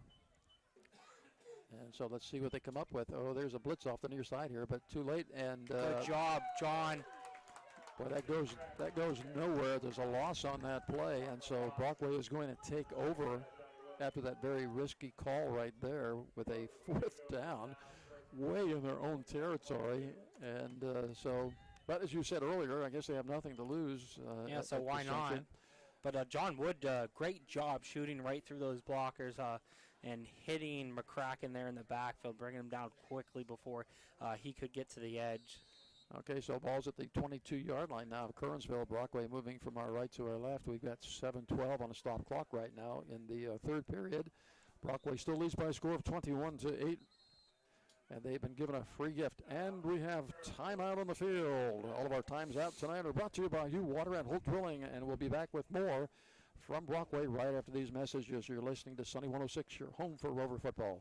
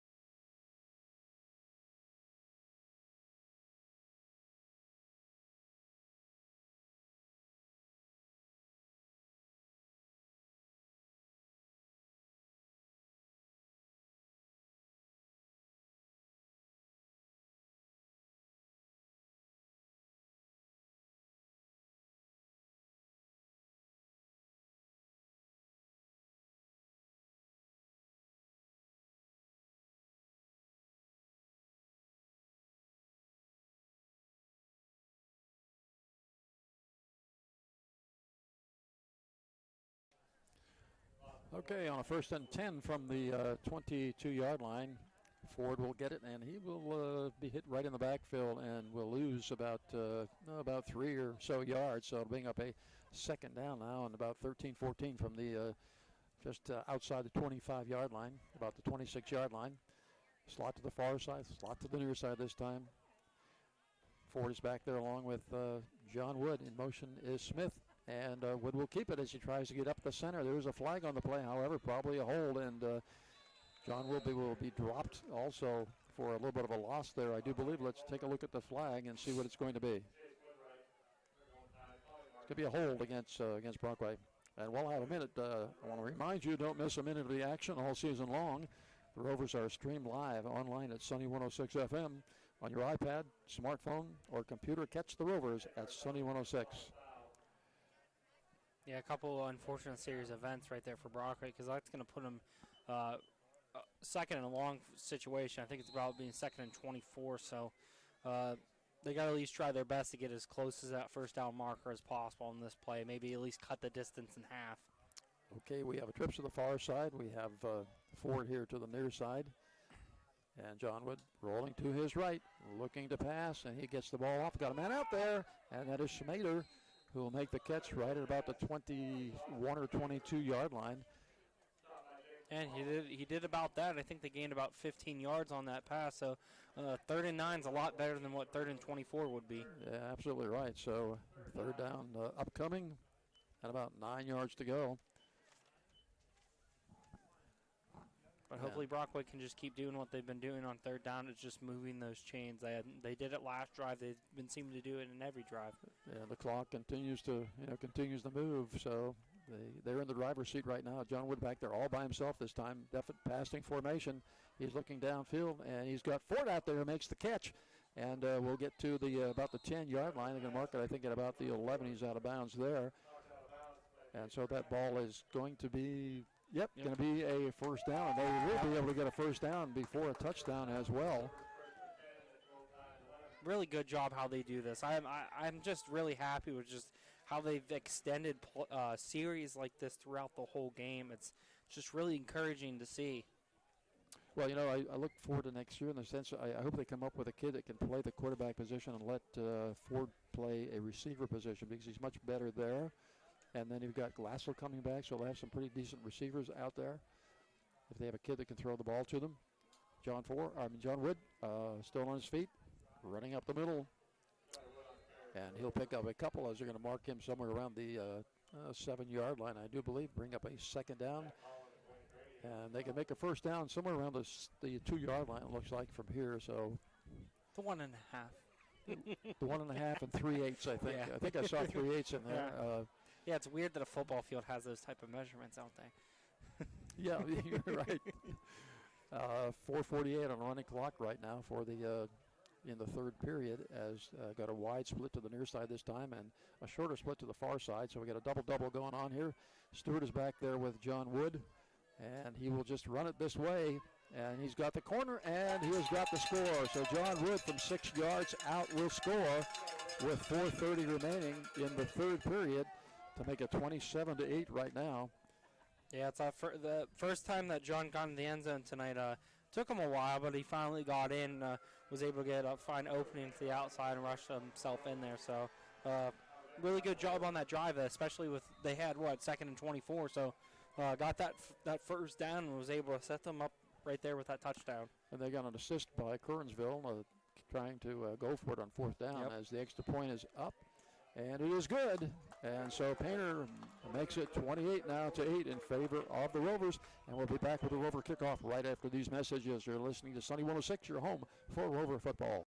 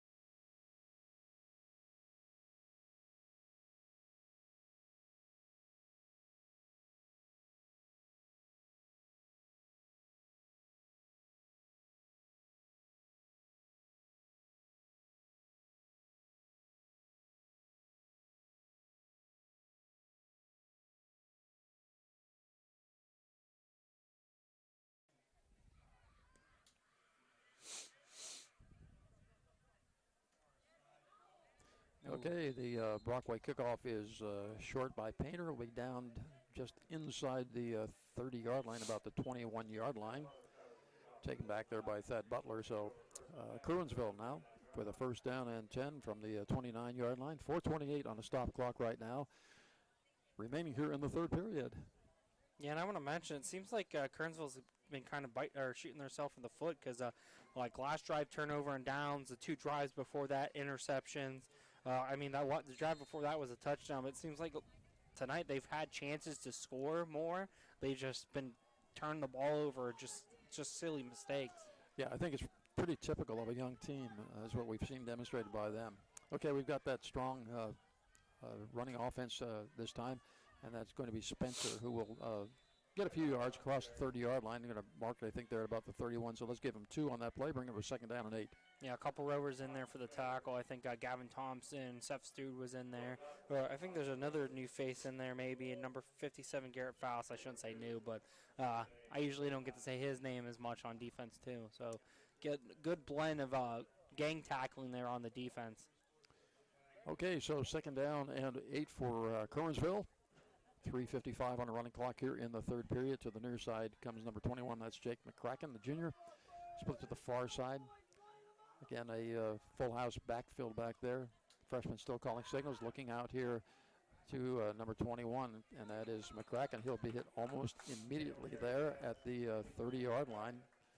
Yeah, he didn't have much room to go. Connor Ford kind of ate that up real quickly because McCracken came out and then stopped. Ford immediately just bull rushed him, wrapped him up, and just let more rovers come and help him tackle him to the ground. Okay, so 3rd down and long. 3rd down from the same place. Well, they're going to mark it about the 31-yard line, so 3rd down and about 8 now for Curwensville. To the far side goes our friend, Mr. Jacob Mullins. He's the 10th grader. Good speed out there. Smith is on him out there. Got a slot to the near side this time. And the freshman back there, that's McGarry. And he's looking to pass. And he's got a man open and makes the catch. He's across the 40-yard line. That's Spencer. And he's going to be taken down there almost just shy of the 50-yard line at the 49-yard line. But that will be an advanced disposal 1st down. Yeah, really good. I mean, despite the 1st down right there for Curwensville, Ford did a really good job of limiting how far Spencer went because he had an opportunity to make that play even bigger than what it was. But Ford was able to force him back inside, wrap him up, and then more rovers were there to bring him down. So, still, I mean, despite the 1st down, they're doing a good job of at least limiting those big yard plays for the most part for Curwensville. That's the first time we've seen that center screen pass tonight. Yeah. They pulled it out. Okay, to the near side is McCracken once again, split to the far side as well. Again, full house backfield with a tailback. And throw out pass there, and that's to Mullins out there. Got good speed. He shakes the first man, but Wood comes up and makes the hit on him and forces him out of bounds at the 45-yard line. Yeah, good job eating that play up, not letting Kernsville get in it. So, I mean, if they can just keep getting Kernsville in these 3rd log situations, eventually Kernsville's going to slip up and not be able to convert those type of plays. Yeah, I find it interesting where they're marking this ball, don't you? I mean, they're marking the ball at the 49-yard line. I don't know if that was what's it called, forward progress maybe. Yeah, I'm not sure. I don't think he made it that far. I mean, it didn't look They've been doing that to both teams tonight, it seems like. Didn't look like he got anywhere near it, to tell you the truth. Okay, 2nd down and 10 from the 49. Curwensville, handoff to Spencer, and he's hit almost immediately there. And that is Mater, I believe, that came in there, and the ball will be spotted at the 50-yard line. So I would like to say a punting situation here, but if you remember what happened the last time. Well, I think it's still 3rd down. Oh, it's 3rd down. Okay, yeah. Okay, it's 3rd down. I lost my numbers over there. It happens. Okay, so 3rd down. Of course, I wouldn't surprise me if it were 4th down that they would go for it here since they went for it on the 20-yard line. Now, one thing that I've noticed, though, I want to point this out. The center for Kernsville, he's not your typical offensive lineman. Well, the thing is, I want to give credit to him, but they don't even have his number on our sheet here. Yeah, he's little. He's doing a good job getting after some of those bigger guys that's on our line. Yeah, a little motion here, throw out, and that's going to be a tipped away. Almost intercepted out here off the ricochet, and that was Ford that almost made that interception as it went off the hands of McCracken. Yeah, Ford just last-ditch effort, reach out for it. He had it, but I think the impact of the ground kind of forced it out of his hands. But good job at least being right there in position to pick it off if he could have. Yeah, Ford is a good athlete, just needs to get stronger in the offseason this year and come back even stronger next year for his senior year. Okay, it is a 4th down now, and I expect they're going to go for it, and they are. They're at midfield this time, so we've got a kind of a trips formation on the near side this time. And back to pass is McGarry, and looking for somebody out there, and he's out of bounds, and so that's no good. And so Brockway will take over at the 50-yard line. And so I don't understand that play because the ball's sitting almost on the near hash mark, and he's rolling to the near side. There was no room. And so he just ran out of room. So the receiver was out of bounds when he caught the ball. So well, I don't even think if he caught it, if he would have been at the 1st down marker anyway. I think he was a yard short. Yeah, so I just didn't get that one. But anyway, okay. We're not the coaches. We don't. We're not the coaches, no. So first down now for the Rovers. Good field position at the 50-yard line now. We're at 46 seconds on a stop clock right now here in the third period. And so we're almost ready to launch into the fourth period here momentarily. Okay, double slot formation this time, actually a little short stack here to the near side, and John Wood's going to take it himself, finding a little running room there, still on his feet, and he will dive over the 45-yard line inside to the 44-yard line. Yeah, really good effort staying on his feet because, I mean, he broke a couple tackles there, started losing balance, and propelled himself forward for 3 more yards.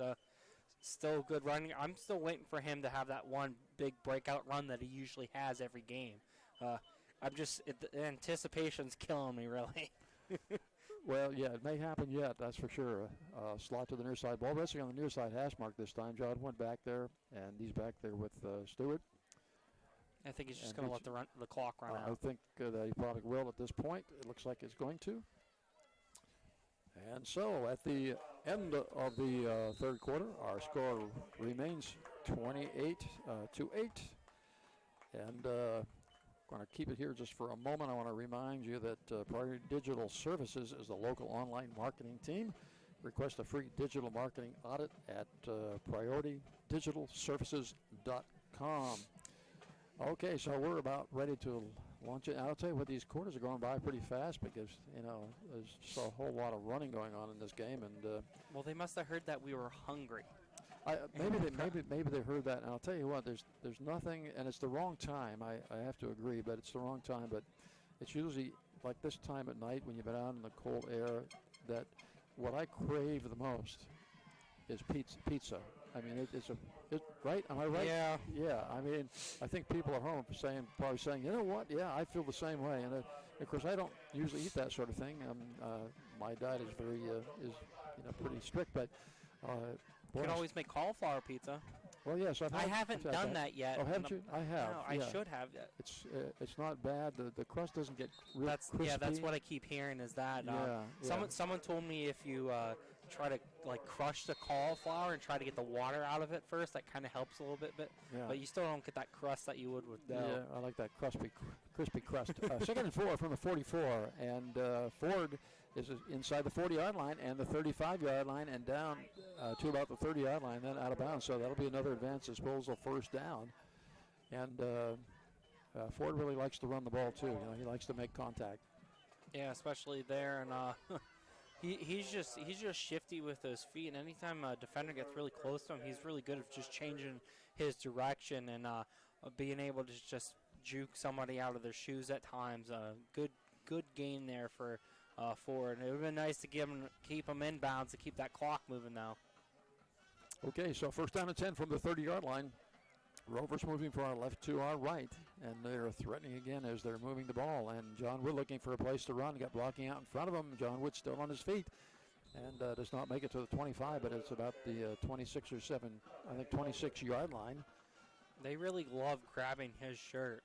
I'll tell you that. I mean, if you're a defender, and since it's technically legal, it's not a bad idea that if you can't really get a good grasp of him, you just grab that jersey and slow him down. Yeah, I think coaches are going to usually teach if you're a defensive back and that runner is out running free, you grab whatever you can grab. But I'll tell you, if you're a lot closer to the line of scrimmage, you need to get that shoulder into him and get a hold of those legs. Mm-hmm. Okay, so second and 7 from the 27. Rovers moving from left to right. Hand off to Ford across that left side. You got running room out there as they got that corner steal. And Ford will make the first down, but there is laundry on the field, and I would suspect there's probably a hold out there on that corner. Yeah, I think it was either on Peyton or Thompson there on the outside with the hold. Well, it's usually what happens. If you don't get good position out there, then you're likely to reach out, and that's probably what happened that time. But going back onto that jersey thing, what I've been noticing is they don't tuck their jerseys in. That was something that our coaches used to yell at us about for that particular reason. Because if you usually keep it tucked in, that means they don't have as much to pull on. And if it's tucked in, it's just going to slip out of their hands. Yeah, I think it should be a rule they tuck them in. Yeah. And, I don't know whether it still is or not, but the officials certainly don't enforce it if it is. But I would think if it was still in, they would. Okay, trips to the near side this time. Ben Glassel's way out here by himself on the near side. Brockway running from our left to our right, from the park to the creek, and it is 2nd down and 15 now from the 35-yard line by virtue of that penalty. And John Wood back there by himself. He's going to roll to the near side, looking downfield, and had Schmader out there, but the pass was low and was knocked down. So. Yeah, he had Schmader wide open there, too. I didn't actually see that defender there, so he probably saw what I saw, was just Schmader open across the middle. Just didn't get the pass up high enough as he could. Well, I didn't see the defender either because I have a couple 2x4s right in front of me here. So right now the ball's in a place where I have to look around the 2x4s. Okay, so it's 3rd down and 15 from the 35-yard line for the Rovers. And let's see what they come up with. 10:34 remaining in this game. They still lead by a score of 28-8. I have a feeling this is probably just 2-down territory for Brockway. So at least here, try to make it a good 4th down situation if possible. Okay, John Wood rolling to his near side and got a man open, but was throwing on the run, could not get there, and picked off around the 15-yard line, and that is Mullins, and he will get outside the 25-yard line to the 27-yard line. Well, and that's a case where not stopping, setting your feet, and throwing the football. But again, I have to say, John was a running back, and he has not been schooled on quarterbacking, and so you see those kinds of things happen. But there is a flag on the play, so let's see who that is going to go against. It was holding against Brockway. Yeah. Okay, so that made sense because John was trying to find time to throw the football down the field, and of course that penalty is declined. And the one thing I was going to say about John, it seems like those plays where he's been throwing it deep, when that was Mullins' third chance to get an interception in this game, and he finally got it. Ben Glassell has been open shorter, and I'm like you said, he is a runner. I'm just like, it just makes me think like, if you could just see him, he was just wide open right there. Yep. But well, again, he's a running back, and doing a great job. Definitely being thrust into that place, but he's a running back. Okay, 1st and 10 from the 27. McGarry with a pass out to the far side. It is complete inside the 30-yard line. It might have been a fumble, maybe not. It looked like a couple of the Brockway Rovers were going for the football there at the end, so they tricked me out there, so I thought it was a fumble. But he got hit hard right there at the end of the play. Okay, so he gets a couple. We'll give him 3. He can bring up a 2nd down and 7 now from the 30. Ball's resting right on the 30-yard line. We're on a running clock down to 9:50 now here left in this ball game. And all things go as they are continuing to go right now. Looks like the Rovers will come away with victory here in this their last game of the 2019 season. Double slot formation this time. McGarry looking to get back and pass, looking downfield, and gets the throw, and that is complete. But it's complete right at the 30-yard line. That's a play we saw just a while ago. Yeah, they tried that screen play again, and Brockway was right there to eat it up. Seth Stewart just once he caught the ball, Seth Stewart wrapped him up, brought him right down. So good to see that they're not fooled by that play, at least now. Okay, so 3rd down now, and 7 from the 30-yard line. Keeps the clock moving. Yep, and I think Curwensville, I feel like they might just continue with this passing attack because it seems like the last couple plays have been like that. Okay, we've got a stacked formation here to the near side. One split to the far side. McGarry rolling to the near side, looking to throw. It can be a hard throw to make, and it's going to go out of bounds. Ooh. I thought Coach Tom Weaver was going to catch that one, but he kind of let that one go. So that brings up a 4th down now from the 30-yard line, 4th and 7. And it looks like they're going to actually punt the ball this time. Man, first punt of the game. I can't believe that's happening. Well, that's right. We haven't seen a punt yet tonight, so that's interesting.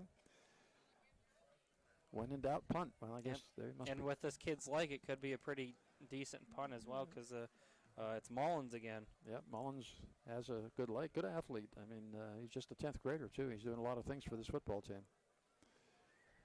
Okay, so punt formation, finally.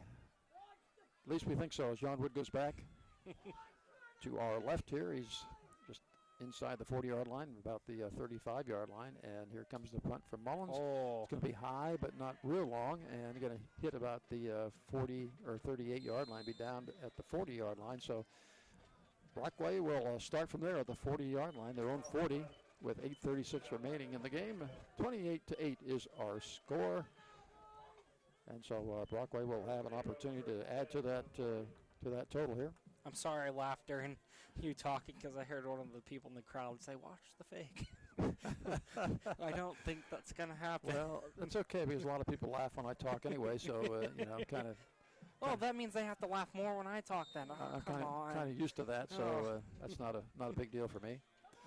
Okay, so Brockway, the Rovers, split to the far side and the near side. Got a tight end of the game. This time he's on the left side. That's Stewart, and a run off the right side, not going to go really anywhere.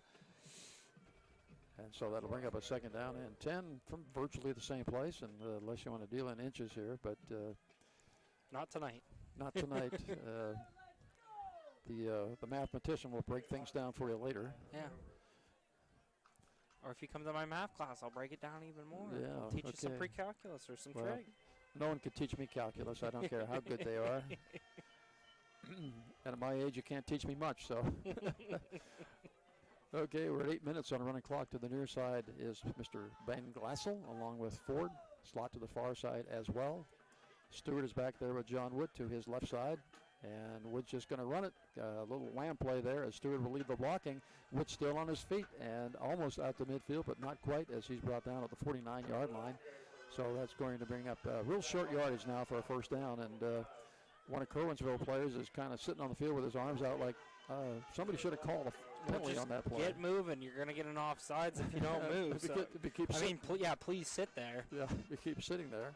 But I think John actually slept there at the end of the play. I think that's what happened to him. Yeah, he's probably thinking that maybe he was down, but Yeah. the officials didn't see it that way, so the ball is at the 49-yard line. And again, a slot to the near side. That's Ford out here with Glassell. Glassell better move up, and he does, so he's not in the wrong formation. And here comes Wood again, and he's got one in there, and he will go, I think, all the way. There it On is. a third down and one from the 49-yard line. John Wood will score from 51 yards out. John Wood with 6:53 remaining in the football game. So I think you mentioned it, Max, that sooner or later, and so John Wood will take it to the house from his own 49-yard line. Hey, I might not know much, but I can sometimes predict stuff. So You can just kind of smell that one out. Yep. Sooner or later he's going to break it, and he certainly did. So with 6:53 remaining in the game, 34-8 right now. So Brockway will come away a winner in this their last game of the season, and this is a good way to end the season to kind of launch yourself in the next season. Kick is up, and it is low, but it is good. And so with 6:53 remaining in this football game, it's 35 for the Rovers and 8 for Curwensville. And we'll be back with a Rover kickoff right after these messages. You're listening to Sunny 106, your home for Rover football.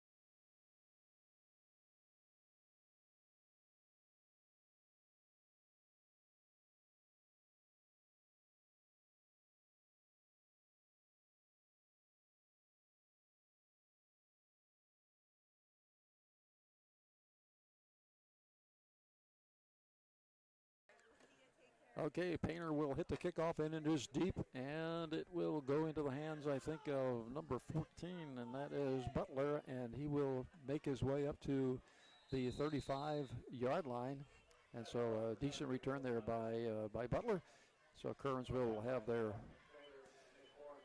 offense come out on the field, and with 6:46 remaining, this one 35-8. Looks like the Brockway Rovers will garbage time. end with a win. Yep, it seems like garbage time. What I'm wondering if Curwensville is just going to stick to the passing attack. I'm not quite Sure. I mean, obviously, it seemed that last drive, that seems like all they were doing. So I don't know if they'll just stick with that or not. Yeah, well, we'll see as they start at the 35-yard line, their own 35-yard line. But they've got a young team, and it looks like they have some hope for next year. Yeah, I hate to say it for Brockway, but they might have a pretty good team next year as long as they, what you always talk about, lift and everything too. Okay, there's a handoff by Spencer, and he will get outside the 35, but not far outside the 35. They'll mark him somewhere around the 34-yard line. Looks like we have a player down for Curwensville right at the 35-yard line. So the medical staff will come out there and take a look at him. And so there is a timeout on the field, and we'll be back with more from Brockway right after this 1-minute message. You're listening to Sunny 106, your home for Rover football.